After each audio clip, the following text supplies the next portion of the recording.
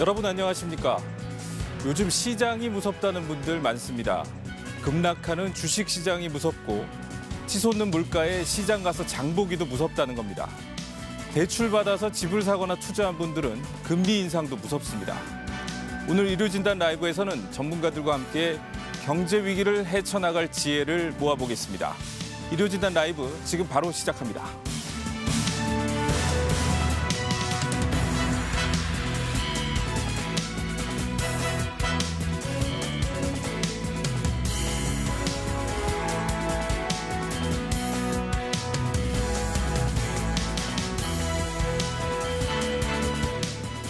네, 오늘 이루어진다는 라이브는 거시경제 상황과 자산시장의 동향 이렇게 2부로 나눠서 진행을 해볼 텐데요. 먼저 전반적인 국내외 경제 상황 진단해 주실 두 분 모셨습니다. 숙명여대 경제학부 신세돈 명예교수 나와주셨습니다. 한양대 경제학부 하준경 교수 모셨습니다. 어서 오십시오. 안녕하세요. 네, 인플레이션에 더해서 경기 침체 우려가 전 세계를 덮치고 있습니다. 신 교수님 그 저서 중에 퍼펙트 스톰이 다가오고 있다라는 책이 있지 않습니까? 지금 상황 퍼펙트 스톰이라고 보십니까? 어떻습니까? 예, 들어가고 있는 중이다. 그렇게 보고요. 성장률을 금년에 2.67 이렇게 이제 예측을 하고 있는데 제가 보니까 2.6%대면은요. 지난 50년 중에서 랭킹으로 한 6위권 정도 되는 거고요. 물가 또 4.7%로 보고 있는데 4.7%라고 본다고 하더라도 지난 50년 동안 물가 상승률이 높은 걸로 치면 6위권이거든요. 네. 그 50년 동안에 6위권의 나쁜 성장률, 6위권의 나쁜 물가 상승률이니까 뭐 퍼펙트 스톰이라고 할 만하고요. 문제는 이게 여기서 끝나면 괜찮은데 앞으로 어떻게 전개가 될지 열려 있기 때문에 오픈엔드이기 때문에 상당히 좀 걱정이 되는 그런 분위기죠. 불확실성이 심각한 왜냐하면 상황이다. 그거는 앞으로 세계 경제가 어떻게 바뀌어가는가 하는 문제하고 또 우리 정부가 어떻게 대처하는가 하는 문제하고 우리 정부가 아니라 우리 기업과 우리 국민과 근로자들이 어떻게 대처하느냐에 따라서 상황이 훨씬 나빠질 수도 있고 좋아질 수도 있기 때문에 큰 가변적인 거죠. 그래서 우리가 현재 상황에서 어떻게 이 중지를 모아서 이 위기를 대처해 나가는가 하는 문제가 굉장히 중요한 국면이 된 거죠. 50년 만이라고 말씀을 하셨는데 50년 전이라면은 70년대 오일 쇼크 70년대 초니까 오일 쇼크보다 전이죠. 전이죠. 네. 그때 상황과 비교할 수 있다. 네. 아, 그러니까 순서를 매기면 지난 50년을 놓고 랭킹을 매기면 6위권? 6위권인데 물가나 성장률이. 근데 이게 더 악화될 가능성이 충분히 있다는 거죠. 네. 하 교수님, 그 역시 뭐 원인이라고 하면은 뭐 유동성이 너무 많이 풀려 있고 또 거기다 전쟁이 겹치고 공급망 차질 뭐 이런 것들을 지적할 수 있을 것 같은데 단기간에 이런 것들 해소되기는 어렵지 않나요? 어떻게 보십니까? 예, 상당히 어렵다고 보여지는데요. 그러니까 지금 당장 단기적으로는 우리가 이제 코로나19 때 돈 풀었던 것들 그리고 그때 이제 공급망들이 많이 단절이 되지 않았습니까? 사람들이 이제 뭐 집에서 이제 일을 할 수 없게 되는 뭐 이런 상황도 있었고 그게 금방 복구가 안 되는 이런 문제도 있고 그다음에 이제 전 세계적으로 이런 공급망 문제도 계속 이제 있었고 한데요. 이게 사실은 이제 코로나가 없었더라도 사실은 세계 경제 자체가 이제 어떻게 보면 저기 50년 만이라고 말씀하셨지만 사실은 100년 만에 찾아오는 어떤 그런 큰 전환기라고 이제 볼 수가 있는 거거든요. 그러니까 뭐 지금 뭐 여러 가지 그 세계화의 흐름이나 그다음에 뭐 여러 가지 이제 불평등, 불균형 이런 것들이 거의 뭐 수십 년 만에 최고조로 지금 오른 상황에서 코로나까지 닥치고 그 후유증들이 지금 또 나타나고 있고 그래서 굉장히 지금 어려운 뭐 상황이다 이렇게 볼 수 있죠. 그러면 단순히 그냥 최근에 일어난 여러 가지 상황 때문이 아니라 구조적인 문제가 있는 거다 이렇게 보시는 거네요. 예, 그 이전부터 그러니까 사실 뭐 세계화의 흐름이 후퇴된다라는 게 이제 큰 변화지 않습니까? 네. 이게 사실은 뭐 미국에 이제 트럼프 대통령 들어왔을 때부터 이제 중국하고 이제 갈등이 많았고요. 그때부터 이제 세계 무역의 흐름이라는 게 조금씩 이제 후퇴를 하기 시작을 했고 지금은 이제 뭐 서방하고 러시아, 중국 사이 이제 갈등 같은 것들이 더 표면적으로 많이 드러나고 있다. 그래서 그 전부터 이런 움직임들이 많이 있었다라고 보여지고 네. 이게 뭐 100년 전하고 이제 비교를 해보면 그때도 1910년대, 20년대 이때부터 생겼던 그 불확실성들이 2차 세계대전이 끝나고 나서야 다 해소가 됐던 거거든요. 그러니까 네. 이게 10년이 걸릴지 20년이 걸릴지 그건 아무도 모르는 지금 상황이다. 이렇게 볼 수가 있죠. 굉장히 장기화될 수도 있다 이렇게 보시는 거군요. 네, 그러니까 뭐 당장의 어떤 뭐 거시 지표 같은 것들은 뭐 어느 정도 뭐 조금 안정화될 수 있을지 모르지만은 어떤 근본적인 흐름이라는 거는 근본적인 불확실성이라는 거는 이제 제거되는데 상당히 오래 걸릴 수 있다 이렇게 네. 보죠. 당장 피부로 느끼기에 가장 심각한 것은 역시 물가인 것 같습니다. 미국 같은 경우에 지금 뭐 80년대 이후에 가장 물가 상승률이 높다고 하고요. 이에 따라서 연준이 한꺼번에 0.75%포인트 기준금리를 올렸습니다. 그만큼 심각하게 이 상황을 보고 있다는 걸 텐데 신 교수님 앞으로 계속 이런 식의 그 물가 대응, 연준의 물가 대응 계속 이어지겠죠? 그렇다면? 그렇죠. 엊그저께 이제 연준에서 그 연준을 구성하는 고위급 인사들이 16명이 금년 말에 기준금리가 얼마가 되는 게 될 거라고 보냐 이렇게 이제 점도표라는 걸 발표를 했거든요. 거기 보면 금년 말에 3.5까지 간다고 보는 분이 절반이에요. 예. 8명. 그리고 3.75까지 간다고 보는 분이 4명. 예. 그러니까 안 돼도 연말에 3.5는 간다는 거죠. 거의 지금- 확률이 지금 1.75입니다. 1.75입니까? 3.5까지 간다면 간다고 해도 앞으로 그만큼이 더 올라. 1.75죠. 뭐 그거를 앞에 많이 올리냐 뒤에 많이 올리냐 뭐 그건 중요한 문제가 아니고요. 네. 우리 국민들께서 미국의 기준금리는 금년 말에 3.5까지는 최소한 간다. 그러면은 현재 1.75니까 꼭 2배다. 그러면은 지금 우리 금리가 기준금리가 1.75 미국하고 같거든요. 그렇죠. 그러면 미국하고 금리를 같이 간다고 전제를 했을 때 우리도 1.75를 더 올려야 된다는 거죠. 네. 골치 아프죠. 예. 그래서 일단 우리 국민들께서 지금도 금리가 많이 올랐지만 앞으로 지금 뭐 금년 말이라 그래야 6개월밖에 안 남았어요. 6개월 동안 1.75%를 추가적으로 올린다고 하면 매달 0.3%포인트씩을 올린다는 이야기거든요. 앞에 많이 올릴 수도 있고 뒤에 많이 올릴 수도 있겠지만 어쨌든 우리 국민들께서는 앞으로 기준금리가 2배로 오르니 1.75에서 3.5로 오르니 시장금리도 뭐 2배까지는 아니라 하더라도 상당히 앞으로 시장금리가 많이 올라간다 하는 것을 염두에 두셔야 되고 오늘까지 금리가 올라서 너무 힘들다라고 하실 게 아니라 앞으로 더 오를 것에 대한 대비를 해야 된다. 그게 저는 중요한 내용이라고 봐요. 예. 하 교수님도 예. 올릴 수밖에 없다고 보시는 거죠, 하느니? 예, 결국 중요한 건 이제 인플레이션 수치가 어떻게 나오느냐거든요. 예. 그러니까 연준 같은 경우도 미국에서도 뭐 4월에 비해서 5월에 비해 조금 뭐 이제 떨어질 거라고 생각들을 했다가 인플레이션이 더 높게 나오니까 지금 자이언트 스텝으로 가고 이제 좀 센 발언들을 굉장히 많이 하고 있습니다. 근데 이게 이제 과거의 경험을 보면은 1960년대 말부터 한 15년 정도 미국이 평균 인플레이션율이 7% 정도였거든요. 예. 그러니까 그때는 굉장히 좀 소극적으로 이제 대응을 했었던 것이고요. 이제 이거를 끝낸 게 이제 1980년대 초에 이제 폴 볼커 이제 연준 의장이었는데 이때 금리를 19%까지 올렸습니다. 그러니까 19%요. 예, 그러니까 이제 인플레이션이 당시에 15년이 갔고 그 다음에 19%까지 올려서 이걸 끝냈다라고 이제 본다면 만약에 이제 인플레이션이 그렇게 장기화된다 그러면 이제 금리도 좀 그렇게 좀 엄청난 수준까지 갈 수 있다라는 거를 이제 연준의 이제 여러 인사들이 사실 암시를 하고 있는 거다라고 생각이 되고요.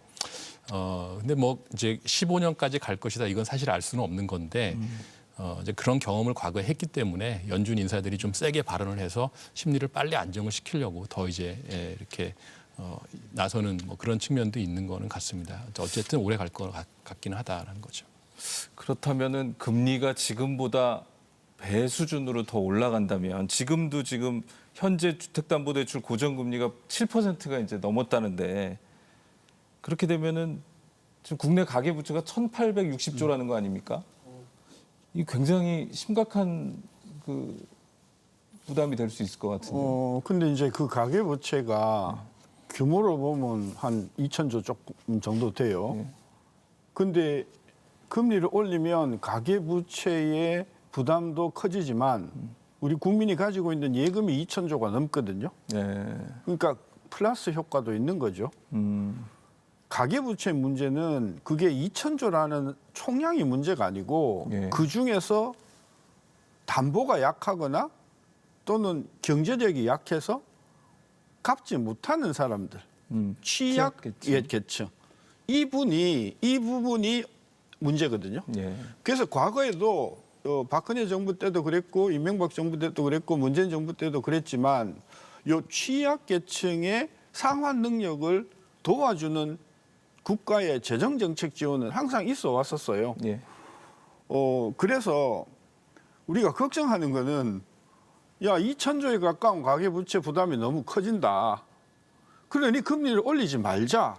이렇게 되면 인플레도 못 잡고 경제도 못 살리는 문제가 발생을 하거든요. 네. 저는 그래서 가계부채에 대해서 그게 꼭 내일 모레 당장 한국의 금융 시스템을 붕괴시키는 정도의 위험으로 저는 자꾸 이렇게 언론이 언급하는 것은 적절하지 못하고 금리가 올라서 상환하지 못하는 취약계층, 특히 소상공인의 경우에는 정부가 특단의 대책을 통해서 상환을 유예해 주는 조치로 가져가고 금리 올릴 때는 올려서 이 인플레를 빨리 잡는 게 중요하다. 저는 그래서 가계부채는 우리가 좀 구별해서 봐야 된다. 못 갚을 사람들하고 잘 갚을 수 있는 사람하고 엎어서 금리는 좀 올리면 안 된다. 이렇게 분위기로 가는 것은 네. 전 바람직하지 못한. 그러니까 경기를 살리기 위해서 금리 인상에 좀 주저하거나 소극적으로 대처해서는 안 된다 그런 말씀이시죠? 사실은요. 2019년도예요. 2019년도 6월에요. 우리가 미국보다 금리가 낮았거든요. 네. 근데 2019년도 6월 달에 한국은행이 기준금리를 내렸어요. 네. 그 왜 내렸냐? 경기가 너무 나쁘니까 막 내렸던 것이죠.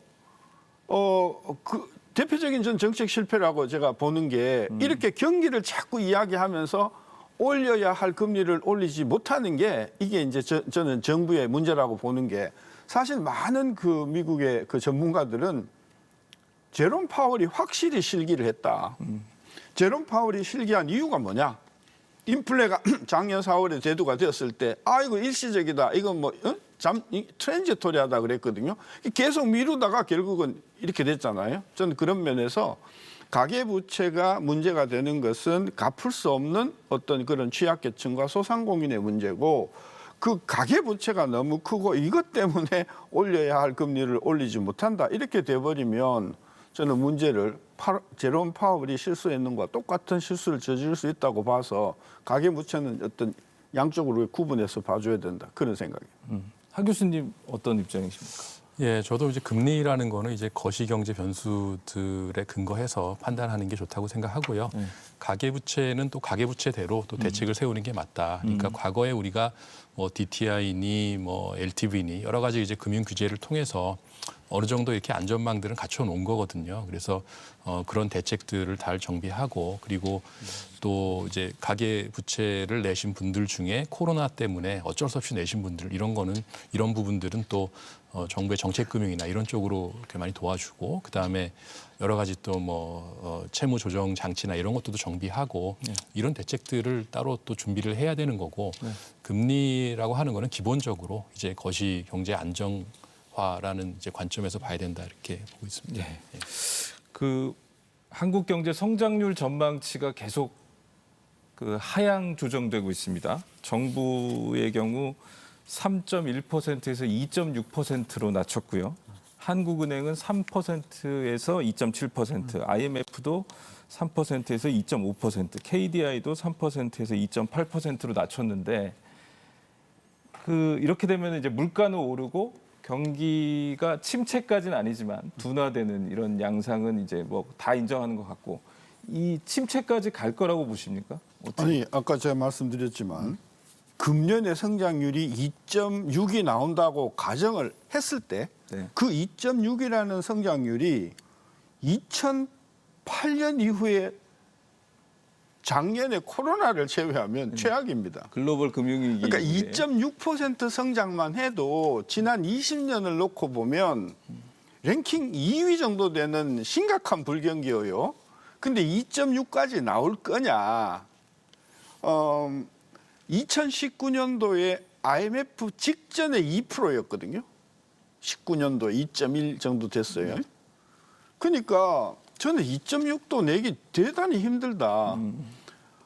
우리 지금 수출이 굉장히 잘 되는 줄 아시잖아요. 그죠? 한 20 몇 프로 증가하잖아요. 그럼 금액이에요. 단가가 올라서 금액이 부풀려진 거예요.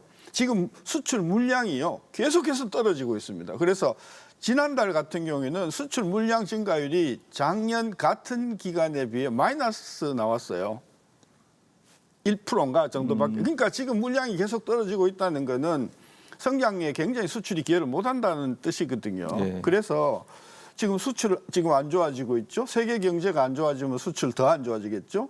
그다음에 금리 올라가면 소비 더 안 되겠죠. 투자는 뭐 지금 계속해서 투자가 망가지고 있지 않습니까?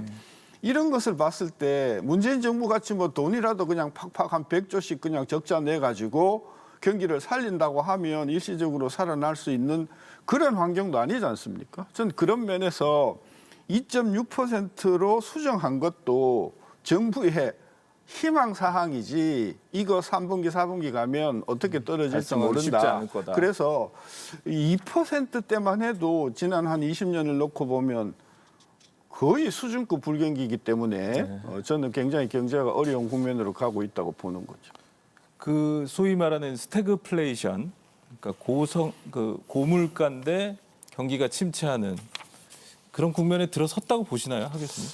뭐 스태그플레이션이라고 얘기하기는 좀 시기상조고요. 이거는 이제 경기 침체가 가시화돼야 되는 건데 지금은 그거보다는 이제 슬로우플레이션이라고 이제 할 수가 있을 것 같아요. 그러니까 경기가 예상보다 좀 둔화된 건 사실이고 그다음에 물가도 예상보다 올라간 게 사실이니까 지금 이제 이걸 이제 경기 둔화와 함께 물가가 오른다. 그래서 슬로우플레이션이라고 이제 부르는 단계고 그래서 2.6% 이 정도 자체는 사실은 우리 경제 잠재 성장률에 비춰보면 그렇게 아주 나쁜 건 아니죠. 그러니까 한국 경제 잠재 성장률이라는 게 한 2% 정도 이렇게 많이들 추정을 하시더라고요.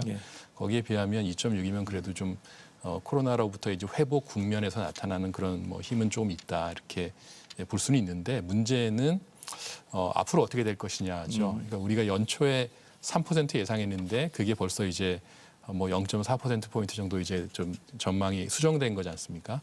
그럼 앞으로 6개월 후에 또 어떻게 될지 그거는 또 가봐야 하는 건데 상방보다는 이제 하방 리스크가 크다라는 게 이제 일반적인 평가고 불확실성이 매우 크다 이런 면에서 많이 우려가 되는 것이죠. 하 교수님 역시 2.6% 달성 쉽지 않을 것이다 이렇게 보시는 거예요? 그러니까 하방 리스크가 많이 있다. 그러니까 이제 평균적으로 그 정도 갈 것이다라고 예상을 하지만 저 예기치 못한 요인들이 있을 수 있다는 것이죠. 알겠습니다. 그 정부도 이런 경제 위기 상황 잘 인식하고 있는 것 같고요. 그래서 새 정부 경제정책 방향을 발표했는데 위기 대책을 어떻게 나눴는지 한번 정리한 내용 보여주시죠. 네, 먼저 법인세 최고 세율을 25%에서 22%로 인하하기로 했습니다. 또 1주택자 종부세 과세 기준선을 11억 원에서 14억 원으로 높였고요. 생애 첫 주택 구매자는 집값의 최대 80%를 대출받을 수 있게 해줬습니다. 이 밖에도 상속세나 금융투자소득에 대한 세금 부담을 낮춰서 민간 주도 성장을 유도하겠다는 내용이 주를 이루고 있습니다. 네, 신 교수님, 이 같은 정부 정책 방향 어떻게 평가하십니까? 일단은 지금 우리 경제의 가장 큰 문제점은 그리고 지금 KDI나 한국은행이 계속해서 성장률을 하향 조정하는 결정적인 이유는 설비 투자가 작년에 예측할 때는 그래도 금년에 한 2% 3%는 증가할 거라고 봤는데 1분기 보니까 이게 지금 마이너스 6%예요. 그러니까 이런 추세로 가면 금년에 설비 투자는 거의 지금 마이너스 3%, 4%, 5%대 간단 말이에요. 그러니까 2% 성장할 거라고 증가할 거라고 봤던 설비 투자가 마이너스 3으로 떨어진다고 하면 5%포인트 추락하는 거잖아요. 그러니까 우리 경제의 지금 성장 동력을 가장 빠른 속도로 갉아먹는 게 설비 투자다. 네. 그런 차원에서 법인세 인하 저는 굉장히 바람직한 조치라고 보고요. 또 아까는 안 나왔지만 기업이 어떤 특정한 기술에 관련된 설비 투자를 하는 경우에 일정 부 금액을 세금에서 공제해 주겠다는 세액공제 제도가 있거든요. 네. 이것도 이번에 조금 느렸어요. 네. 저는 굉장히 바람직한 저는 조치라고 보는데 아쉬운 건 뭐냐면 법인세도 대기업만 혜택이 가고 중견기업과 중소기업은 바뀐 게 없고요. 물론 이제 7월 달에 세법 개혁 방안이 나오면 이제 그때 좀 포함이 되겠지만 세액공제도 대기업만 조금 올려주고 중견 중소기업 변화가 없단 말입니다. 저는 그래서 7월 달에 그 이제 세제 개편 방향이 나올 때 대기업도 법인세나 세액공제를 유리하게 해주는 것도 중요하지만 중견기업, 중소기업이 훨씬 더 일자리를 많이 만들어내는 부분 아니겠어요?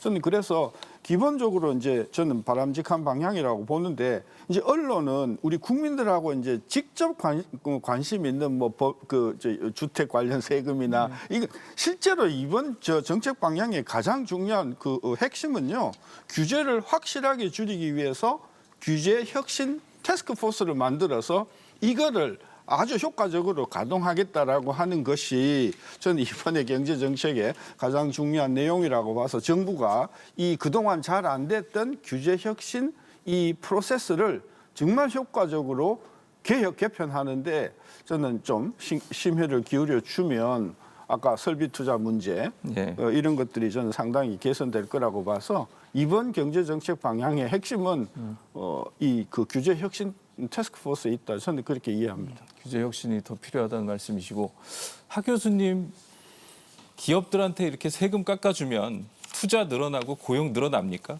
안 그렇다는 의견도 있는 것 같은데. 이제 지난 그 이명박 정부 때 사실 이제 법인세 감세를 했지 않습니까? 그때 한 몇 년이 지나고 보니까 기업들의 현금 그 보유액은 굉장히 많이 늘어났어요. 그러니까 기업들이 돈을 많이 번 건 사실인데, 근데 이제 투자는 약간 뭐 감소하거나 뭐 비슷했다 이렇거든요. 그러니까 이게 그 투자를 꼭 늘린다라는 증거는 없는 것 같습니다. 그리고 이게 사실은 또 세계적인 흐름과도 관련이 있어 보이는데요.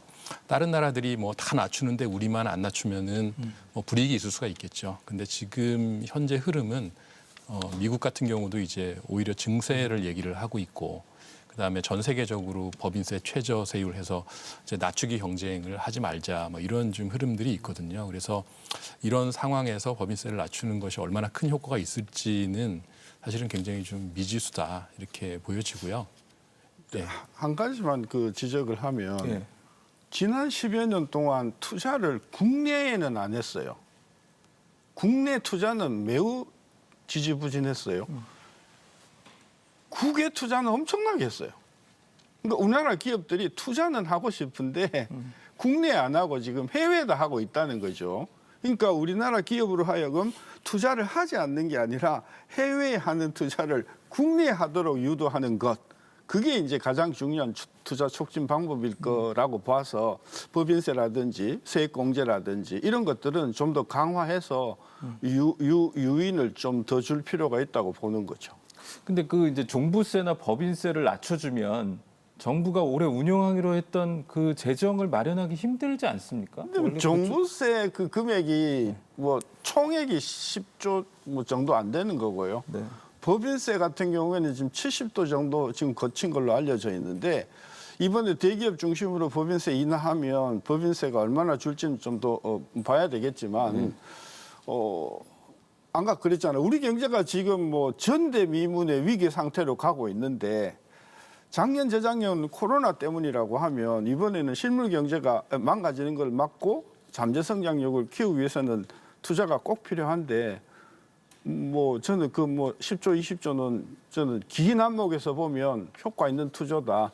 수익률 높은 투자라고 봐서 이거 안 하면 일자리 성장, 인플레 하나도 못 잡고 한국 경제는 과거에 아르헨티나 같이 그건 추락하기 때문에 이건 재정 가지고 우리가 지금 이거를 왈가왈부할 때는 아니라고 봅니다. 하 교수님은 보유세를 좀 인상하는 쪽으로 많이 주장을 하시지 않았었나요?